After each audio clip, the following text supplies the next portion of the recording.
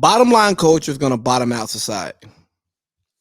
Well, in order for us to properly understand how it's going to do that, let me get to my notes so I can properly monologue. All right, bottom line culture. We talk about the journey versus the endpoint. And I talk about that a lot on this podcast because a lot of times I get so caught up in the endpoint that I forget about the journey. But I like the journey. The journey is fun. Sometimes I try to avoid parts of the journey, but while I'm on that journey, I go, oh man, have you lost your mind? Tell me where you think we crossed the line. No more drugs for me. Pussy religion is all I need. And grab my hand. Baby, we'll have a hell of a life. You can't have a hell of a life without the journey to get there, you know. I've had some good days. I've had some hills to climb, weary days, and some sleepless nights. But when I look around and I think things over, all of my good days outweigh my bad days, and I won't complain, right? So you don't get that if you don't focus on the journey. But the bottom line culture is going to bottom out creativity. The bottom line culture is going to bottom out society. And I blame a lot of this on capitalism. Am I anti-capitalism? No. If you can make a dollar, go make a dollar. Why make 50 cents for something you can make a dollar for? Know your worth, king. Know your worth, queen. Don't let nobody underpay you. But sometimes the dollars aren't, sometimes the dollars don't make sense, okay? And I say that because in certain parts of life, it's not just about the financial gain that you can get from it. And here's a few examples. Let's start off with weddings.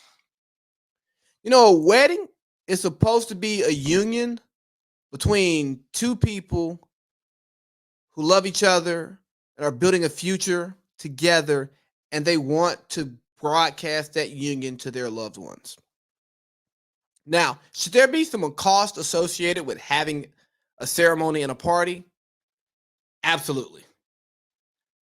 But should people be coming out of 10, 20, 30, 40, $50,000 just to have a party with their friends and a bite to eat to say I do?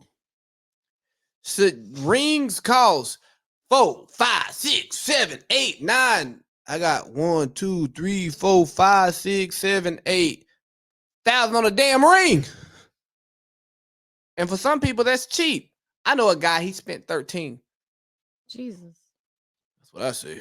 Jesus, that's 1,300. But no, you spend that much on a ring, then you spend what? Everyone we've talked to about planning a wedding, they talk about the decor is what's gonna cost the most. What? It's about flowers and shit? It's about some ribbons and some. We ain't doing no ribbons. You know what I mean? Like the little stuff that they're talking about. I go, that really costs that much. And God forbid you throw a wedding planner in there. Now you paying somebody extra money to do what you don't want to do, but you need to do more money because they'll actually do it, but they can't make decisions without you. Exactly. They'll give you ideas. And But then there's also Pinterest and YouTube and, all that good stuff.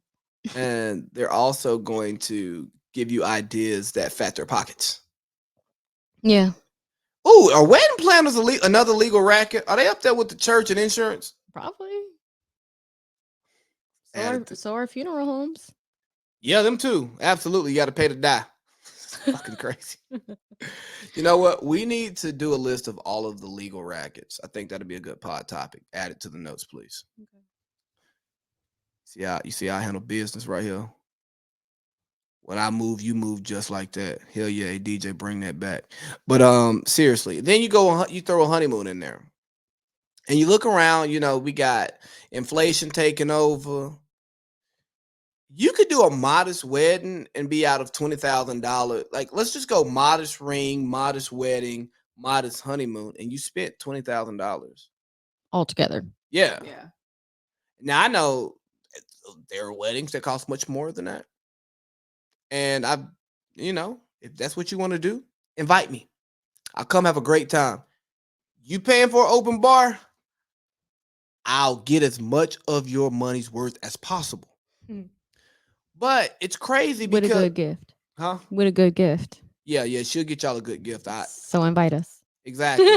But the thing is, it's taking something that's supposed to be a stress-free time, a time of happiness, and you add a bunch of stress and debt to it to most people. Now, y'all rich folks can't relate. Y'all got it. But then you even think about how in law, and if there's a crime that's being prosecuted possibly, or a crime that's being investigated, if there isn't a good chance that they can be prosecuted, then sometimes the district attorney's office won't take it because they want a high prosecution rate, or conviction rate, excuse me. And I go, well, what about justice? A crime is a crime is a crime. So if we're speaking on true justice, it should not matter whether or not we have enough evidence to keep our conviction rate high. We should say, hey, we feel like this person has done something wrong, they're guilty, and we should pursue that. You see it on the cop shows. It's always the DA's office, like, oh, I mean, my hands are tied. They're upstairs, and then you got the cop like Olivia Benson on SVU. She's like, my gut tells me, we got to do this. Like, all right, yeah, we know, and we know y'all gonna get him because it's a TV show. So in about 37 minutes. Get right, church, and let's go home. Whoa, ho, ho. But no, seriously, criminal justice should not be about percentages. It should be about what you do in totality. Like, are you keeping our streets safer for our law abiding citizens? Are you finding people who are criminals, and are you actually reforming them? Are you serving justice? Not about, can you win? This is not a game. This is life. But you think about games and sports, bottom line culture, it exists there too. And one of the crazy things about it existing in bottom line in sports, it's taking away good games. We're losing layers of the game. You know how you have somebody go, look at that girl, rate her 1 through 10. That used to be what our sports were. Now it's like 0 or 1, go. Right. And baseball, you're trying to hit a home run or a strikeout. But what about a single, a double, a triple, a stolen base? Base runners and different strategy in baseball. It was a better TV product. It displayed more layers of the game. It was more artistic. You could be more creative in that game. But instead, when the only thing you care about is trying to win as efficiently as possible, it's like, oh, that's no fun. I don't want to watch home runs and walks. I want to watch base runners. Basketball, threes, layups, free throws. Well, I like the mid range. I like some defense. And you see it more in the playoffs because the game gets a little bit nastier. More stuff happens. So you go, okay, yeah, I like this. But throughout the regular season, the numbers are the numbers. And we get so caught up in making and these numbers and these statistics and these analytics that will help us be successful over a long period of time. It's like, nah, man, that's not what I want to watch on TV. We are running capable basketball players out of the NBA just because of the way the game is going. And you see it in football. Can't play defense anymore. It's next to impossible. You want to maximize offense. Okay, well, don't you want like a multi-layered game? No, we want offense, passing. Alrighty then. But that's what happened when the bottom line gets in the way. That's what happened when the capitalism is the only driving philosophy. I mean, hell, we were in Walmart yesterday, and was anybody at work? No, like 3 people. And they were stocking. You got a stalker, you got the stalkers, you got the one person at the door to make sure that you ain't stealing, and then you got the person to check your ID if you buying alcohol. That's about it. So now I gotta come in here and pay you more money than what stuff normally costs because of inflation to damn do your work to swipe my stuff, bag it. I mean, God, and I understand about businesses trying to get skinnier. I understand businesses trying to maximize their profit margins, yes. But also part of bringing businesses, especially large corporations like Walmart, into towns is to benefit the town, is to, bring jobs and opportunities to the town. But when you forget about that because you're only thinking about your bottom line, you're cutting out so many people. And I get it. We want to make money. We want to be rich. But how much is too much? And again, I'm not anti-capitalism. I'm just anti-robot.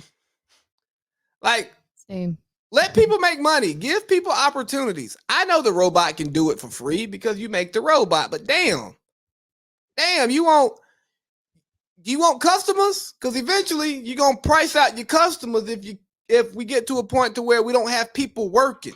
People won't consume because they won't have the ability to consume.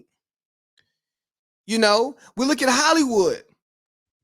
I asked her, do you think Soul Plane would get greenlit today? No. I mean, no, yeah, no. No, No, it no. wouldn't. Think of some other bad movies that you like that just would not get greenlit because they would go, ooh, I don't know how much that's gonna make at the box office. Think about all the hood classics. Hell, Yeah. think about some of the Adam Sandler movies that have crazy replay value. They've been playing for 20 years now.